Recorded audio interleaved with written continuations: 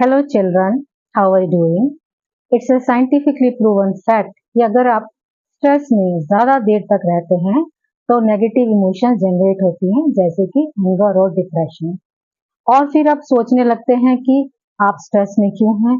आप स्ट्रेस के रीजंस को फाइंड आउट करने लगते हैं तो आप और ज़्यादा स्ट्रेस में जाने लगते हैं, डिप्रेशन में जाने लगते हैं, जिससे कि आप एक स्ट्रेस और नेगेटिविटी के विशियस सर्कल में चले जाते हैं।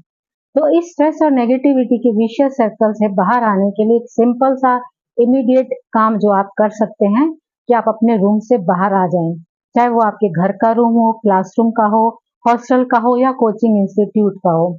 आप किसी भी ओपन एरिया में आ जाएं जहां पर पार्क हो, ग्रीनरी हो। Sit there for some time, flowers को देखिए, बर्ड्स की चर्पिंग को एंजॉय कीजिए, लीव्स को देखिए।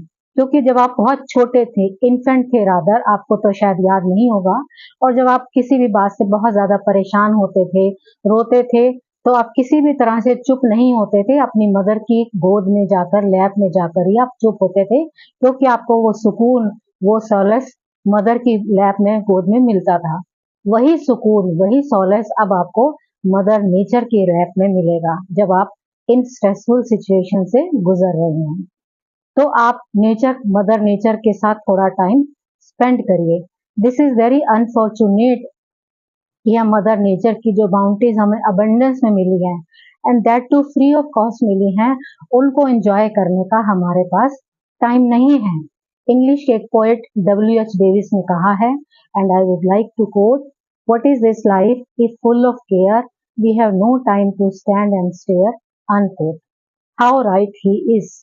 हम अपने इस modern highly competitive ruthless world में इतने बिजी हो जाते हैं जिसके कारण हम स्ट्रेस में जाने लगते हैं।